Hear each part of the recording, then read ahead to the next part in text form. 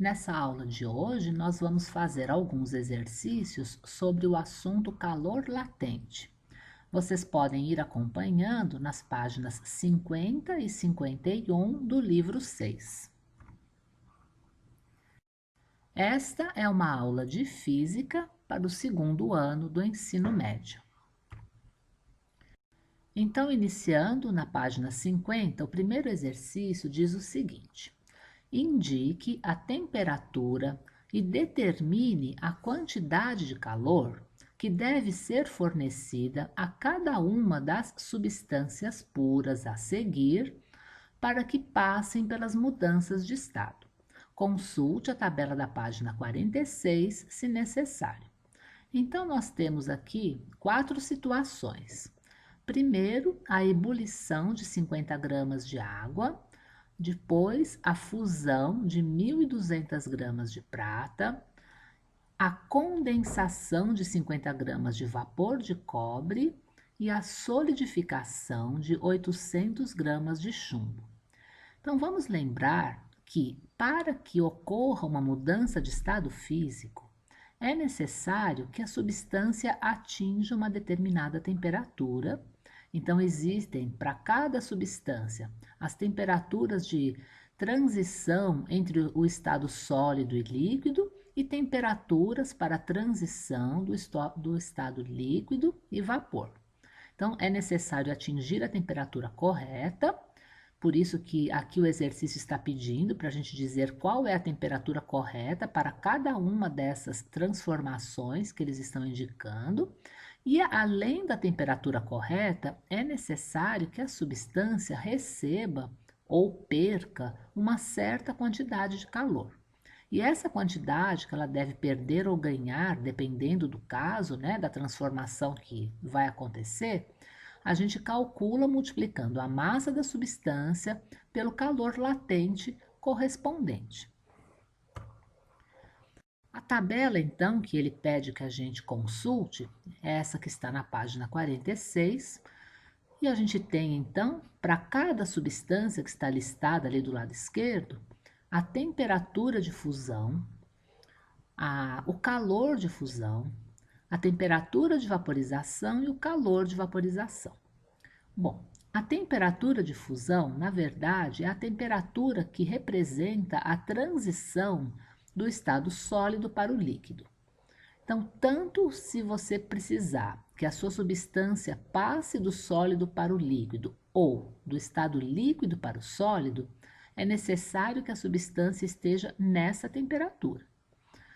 Bom, outra coisa que nós falamos é que, além de chegar na temperatura certa, é necessário receber ou perder uma certa quantidade de energia.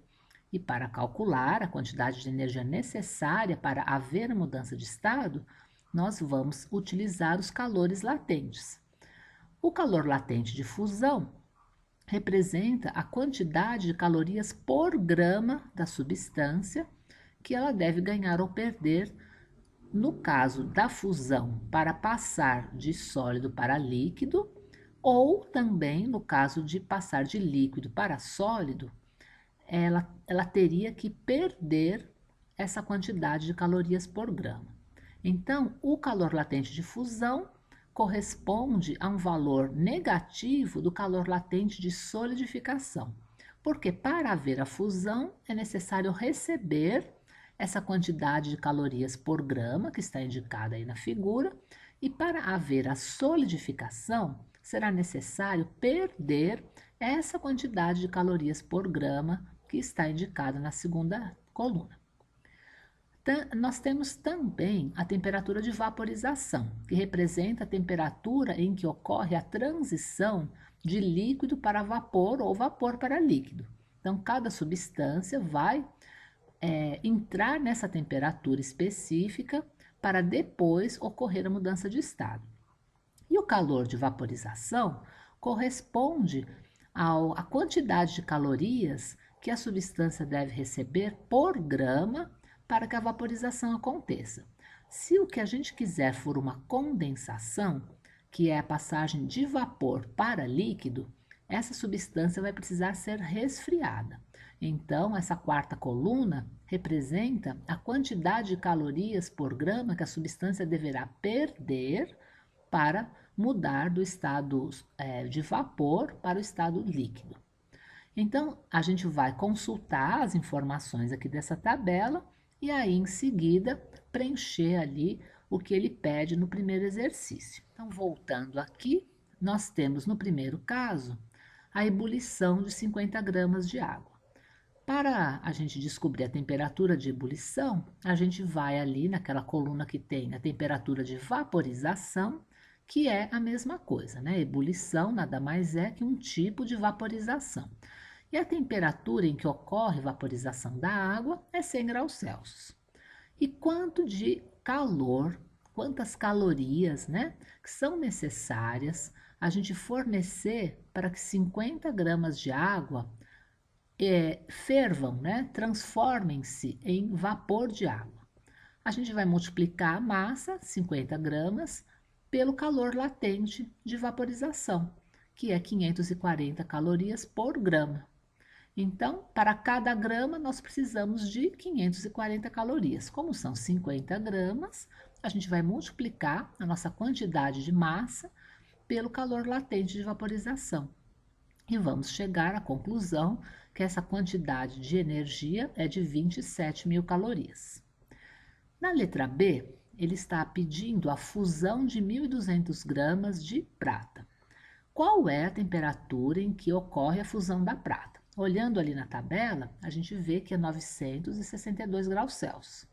Então, ok. Então, uma vez chegada a essa temperatura, quanta energia é necessário fornecer a essa quantidade de prata para que ela entre em fusão, para que ela derreta? A gente vai calcular, então, multiplicando o calor latente de fusão, que no caso da prata é 25 calorias por grama, pelo total de massa, né? O total de gramas, que é 1.200 gramas. Multiplicando, nós descobrimos que essa quantidade de energia é de 30 mil calorias. Na letra C, ele pede a condensação de 50 gramas de vapor de cobre. Então, vamos lá na linha onde está o cobre, verificar qual é a temperatura de vaporização do cobre. E vemos lá que é 2.595 graus Celsius. Bom, uma vez chegada a essa temperatura, quanta energia nós devemos fornecer? No caso de condensação, seria energia que a gente deve retirar, né? Para que o cobre, no estado de vapor, passe para o estado líquido, que é a condensação. A gente vai então multiplicar a quantidade de massa de cobre pelo calor latente de vaporização, com um sinal negativo, porque agora a gente, para que ocorra a condensação, a gente vai precisar resfriar o cobre. Então, o calor latente de vaporização tem o valor de 1.130 calorias por grama. Como são 50 gramas, a gente vai multiplicar esse valor do calor latente pelo total de massa, né, que é de 50 gramas, e chegamos que a quantidade de energia que nós devemos retirar do cobre é 56.500 calorias. O sinal negativo indica que ele está sendo resfriado. Por fim, para a solidificação de 800 gramas de chumbo, ele deve chegar na temperatura de 328 graus Celsius. Então, essa é a temperatura em que, se o chumbo está no estado líquido, ele pode se solidificar. Então, chegando a essa temperatura, é necessário ainda retirar uma certa quantidade de energia dele. E aí nós vamos calcular multiplicando a massa de chumbo pelo valor do calor latente de solidificação. O calor latente de solidificação do chumbo é 5,6 calorias por grama. Então, para cada grama de chumbo, uma vez chegada, né, a essa temperatura de solidificação, a gente vai precisar retirar, então, 5,6 calorias para cada grama se solidificar. E como são 800 gramas, então vamos multiplicar então a massa por esse valor de calor latente E chegamos lá que a quantidade de energia necessária que a gente deve retirar do chumbo é menos 4.480 calorias. Então, nas letras C e D, que são processos de resfriamento, a gente observa que a quantidade de calor tem um sinal menos, porque é a quantidade de energia que nós devemos retirar para que a substância mude de estado. Já nas letras A e B, que são processos de aquecimento, o valor da quantidade de calor é positivo, porque é a quantidade de energia que a gente deve fornecer para a substância mudar de estado. Agora, o exercício 2, na página 50, diz o seguinte: amostras de 50 gramas de alumínio, chumbo e gelo se encontram inicialmente a uma temperatura de 0 graus Celsius. Determine o calor necessário que deve ser fornecido a essas substâncias para que atinjam a temperatura de 50 graus Celsius. Bom, então nós temos quantidades iguais de alumínio, chumbo e gelo. Todos nós temos 50 gramas. E eles estão todos também inicialmente na temperatura de 0 graus Celsius e precisamos levá-los a uma temperatura de 50 graus Celsius. A questão que a gente deve se colocar é a seguinte: será que alguma dessas substâncias, para atingir os 50 graus Celsius, saindo do zero até chegar nos 50, será que alguma dessas substâncias vai mudar de estado? Então vamos para o primeiro caso, o alumínio. O alumínio, estando a 0 graus Celsius, ele está no estado sólido. E nós sabemos, pela nossa experiência do dia a dia, que na temperatura de 50 graus Celsius ele também continua no estado sólido. A gente observa quando nós vamos ferver água numa caneca de alumínio, por exemplo, que a caneca continua no estado sólido enquanto a água está ali fervendo em temperaturas próximas ali de 100 graus Celsius. Então, pela nossa experiência, nós já sabemos que nesse intervalo de temperatura de 0 a 50 graus Celsius, o alumínio não muda de estado, ele continua sendo sólido.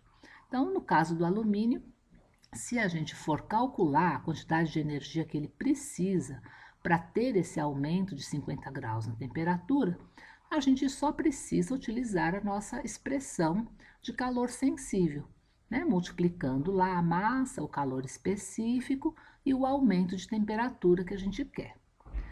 Agora vamos pensar aqui no chumbo. No chumbo, a gente, na tabela da página 46, que nós vimos agora há pouco, está lá o valor de temperatura de fusão do chumbo. E é um valor bem maior que 50 graus Celsius. De forma que o chumbo também está no estado sólido, a 0 graus Celsius, e a 50 graus Celsius também. Para que ele entre em mudança de estado, ele precisaria atingir uma temperatura bem mais alta. De forma que, assim, para calcular a quantidade de energia necessária para ele obter esse aumento de temperatura, nós vamos precisar somente da expressão de calor sensível também. Agora, no caso do gelo, quando o gelo está na temperatura de 0 graus Celsius, essa é a temperatura de mudança de estado dele. Portanto, se a gente for aquecer o gelo, a gente vai provocar uma mudança de estado, Se ele for mantido a 0 grau, ele continua sendo gelo a 0 grau, mas se ele receber energia estando na temperatura de 0 grau, ele vai mudar de estado. Então, no caso do gelo, a gente vai perceber o seguinte, que para que ele chegue nos 50 graus Celsius, primeiro ele vai precisar se transformar em líquido. Uma vez transformado em líquido, aí sim ele vai começar a aumentar a temperatura. Enquanto ele estiver se transformando de sólido para líquido, a temperatura dele ainda vai se manter em 0 graus Celsius. Após a mudança de estado, aí sim a gente vai fornecer ainda uma certa quantidade de energia que nós vamos calcular e ele vai então atingir, já no estado líquido, ele vai atingir a temperatura de 50 graus Celsius.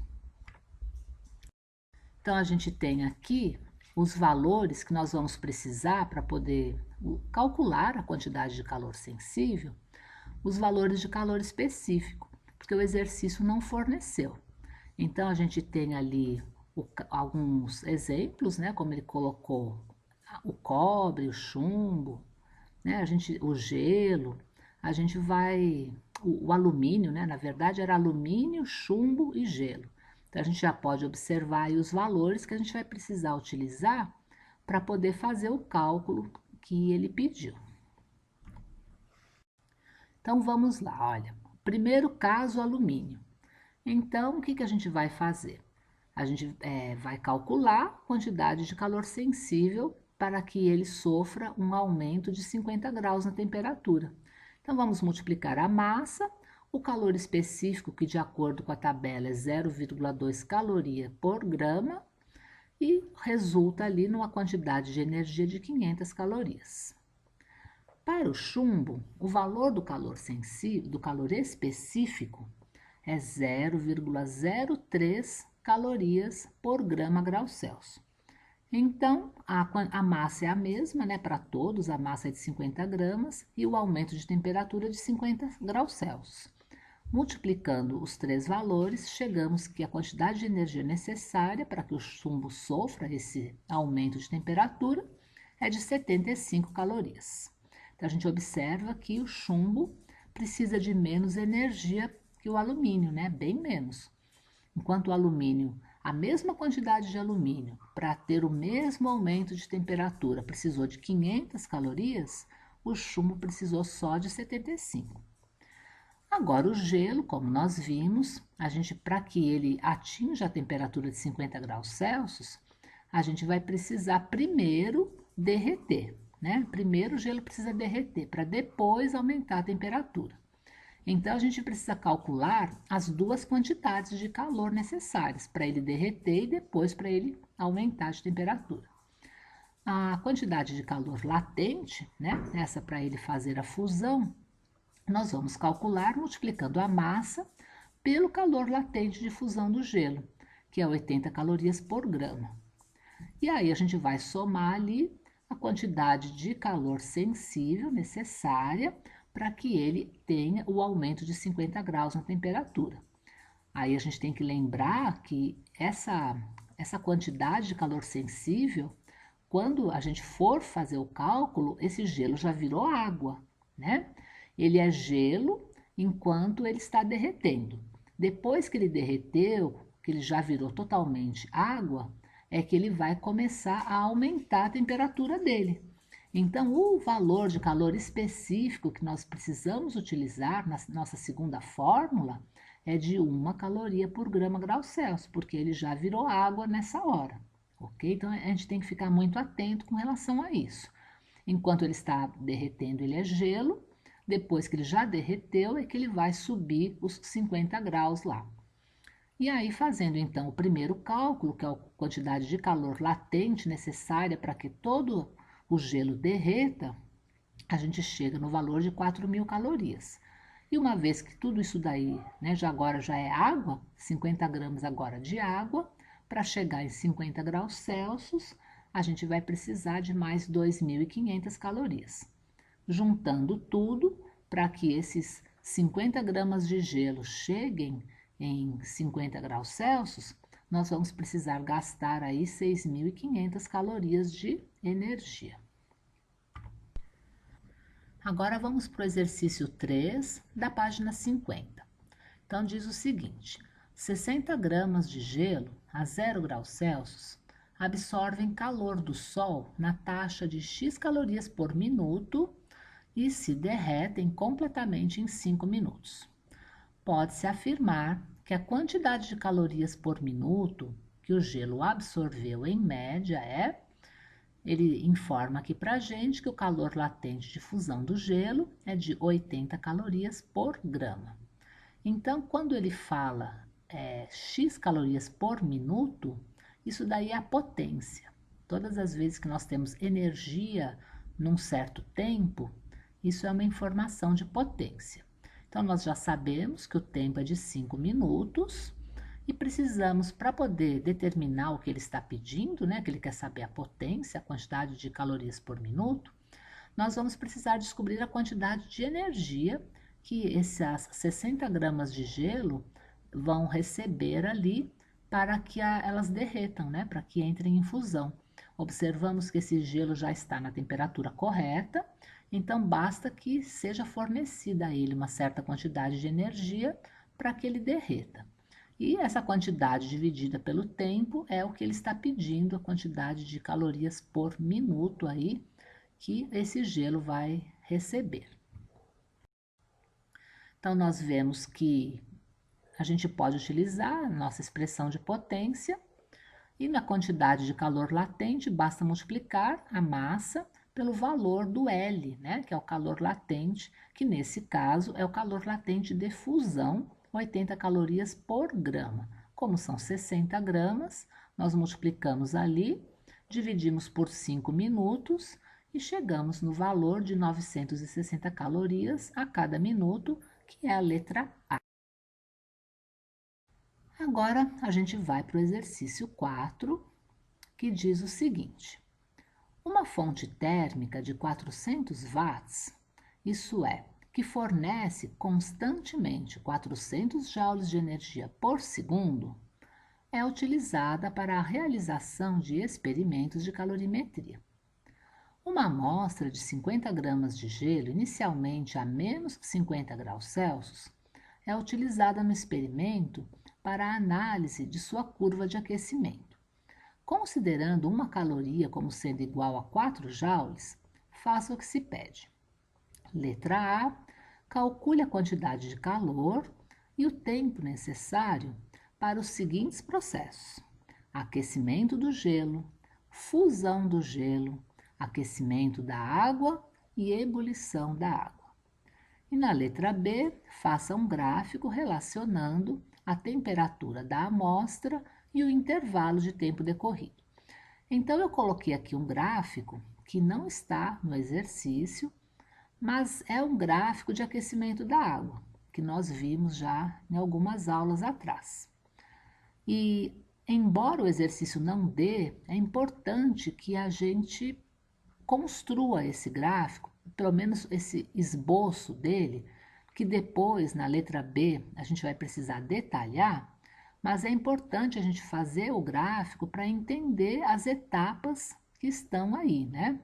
Então, nós tínhamos gelo, que estava na temperatura inicial de menos 50 graus Celsius, e ela vai sofrer aí vários processos, né, várias etapas, até que ela vaporize, né, até que toda essa massa de gelo se transforme em líquido e depois esse líquido todo vaporize. Então, nós vemos que para que o gelo chegue ao processo de fusão, ele vai precisar sofrer um aquecimento e sair da temperatura de menos 50 graus Celsius e atingir a temperatura de fusão, que é de 0 graus Celsius. Uma vez chegada nessa temperatura, ele ainda vai receber energia para que ele derreta, né? Para que ele sofra a fusão.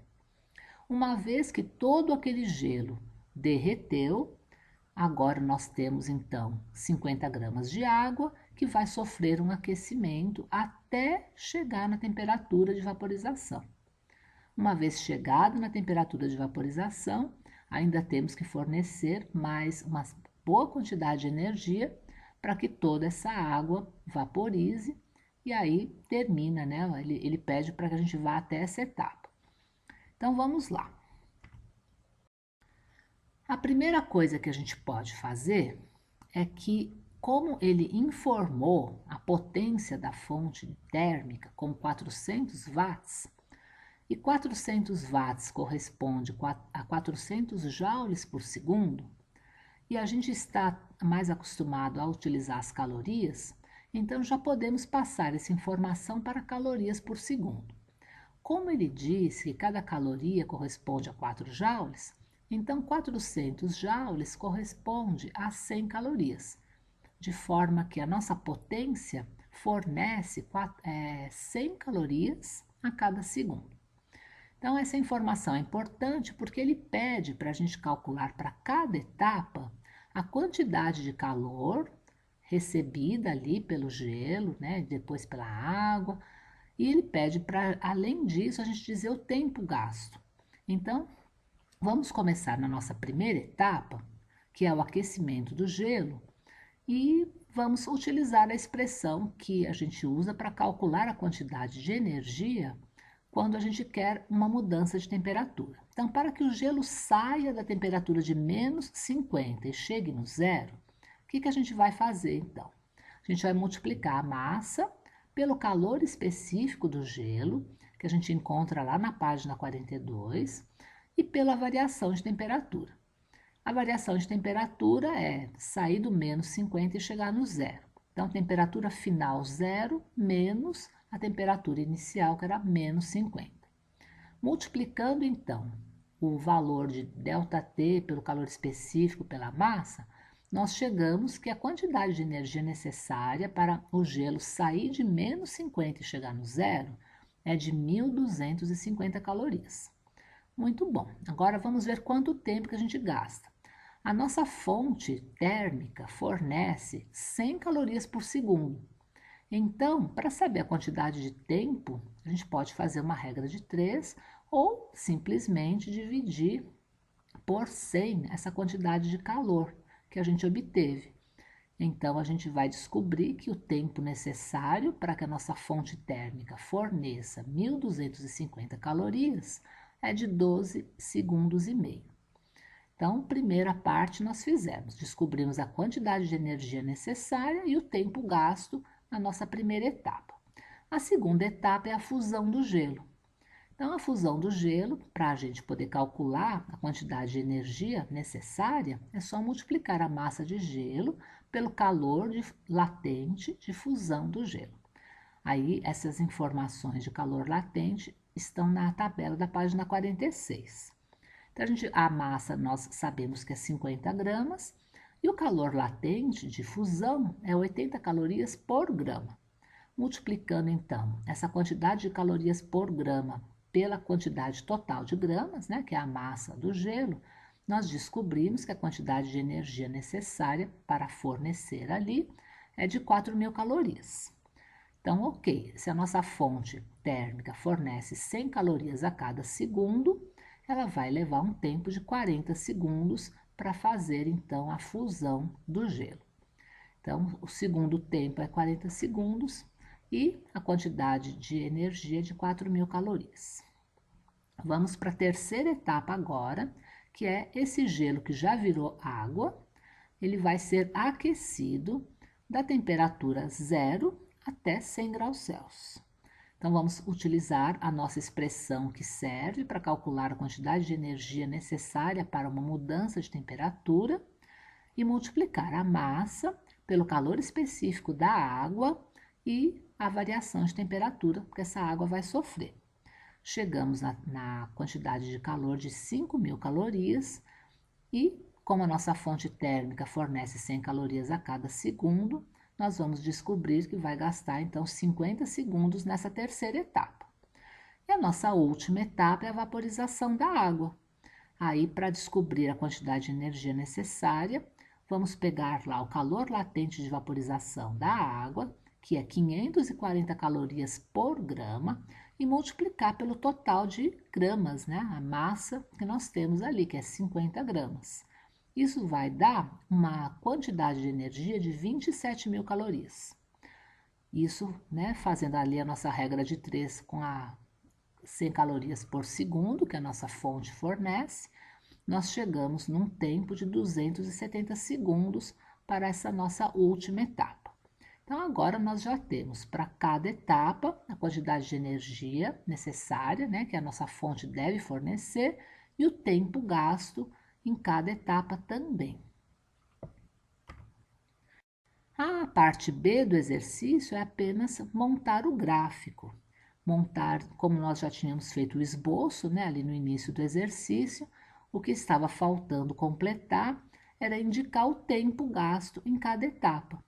Então, na nossa primeira etapa, nós tivemos ali 12 segundos e meio.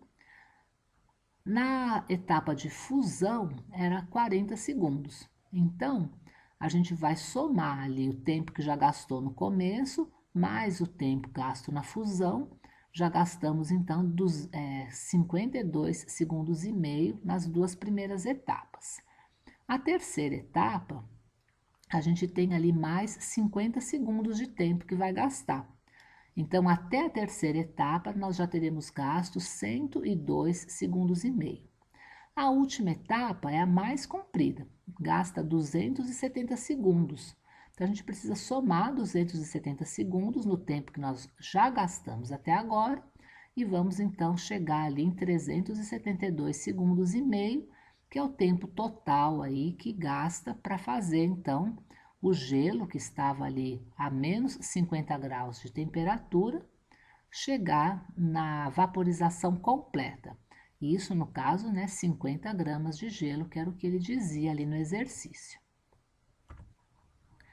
Por fim, nós chegamos na página 51, no exercício 7. Lembrando que os exercícios 5 e 6 nós já fizemos na videoaula de calor latente parte 2. A gente já resolveu ali. Então, agora a gente vai para o exercício 7, que era o que está faltando. Então, diz o seguinte: na mudança de fase líquida para sólida, a água se dilata, aumentando o volume e reduzindo a densidade. Então, a densidade da água é de 1 grama por centímetro cúbico e a densidade do gelo é 0,92 grama por centímetros cúbicos.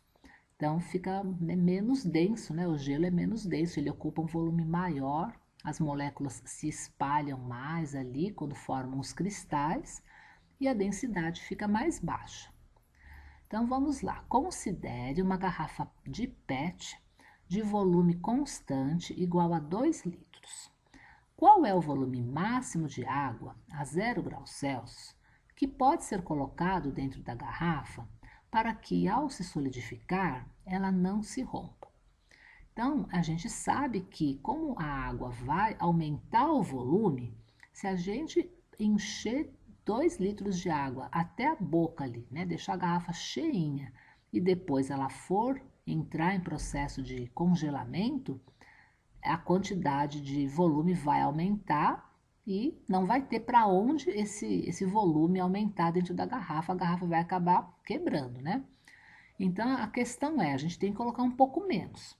Mas quanto é o certo que a gente tem que colocar para que depois ela, quando chegar no processo de congelamento completo, ela ficar com os 2 litros cheinho ali, né? Ocupar todo aquele volume de 2 litros. Então, a gente tem que pensar assim: qual será a massa de gelo que precisa estar, né, dentro ali desses 2 litros para ficar cheinho, né, ocupar esse volume total da garrafa? Então, quando ela já estiver congelada, a gente sabe que a densidade do gelo é 0,92 gramas por centímetros cúbicos. Então, a gente pode descobrir, para o caso de 2 litros, quantos gramas de gelo a gente vai ter. 2 litros equivalem a 2.000 centímetros cúbicos. Então, se a gente tem 0,92 gramas para cada centímetro cúbico, no total do volume lá de 2 litros, a gente vai fazer a continha, né? Multiplicar 0,92 por 2.000 e descobrimos que nós precisamos de 1.840 gramas de gelo. Então, essa é a massa de gelo. No estado líquido, essa mesma massa de água, né, vai ter a densidade de 1 grama por centímetro cúbico, de forma que 1.840 gramas de água vão ocupar 1.840 centímetros cúbicos, que em litros isso representa 1,84 litros. Então, para que a garrafa não se rompa, a gente vai colocar a massa de água que corresponde a 1.840 gramas e vai ocupar 1,84 litros. Então, ela vai ficar um pouquinho mais abaixo, né, ali do volume total da garrafa. Mas quando esse volume for aumentar com o congelamento, aí ele vai ficar exatamente os 2 litros. E a garrafa não vai estragar também.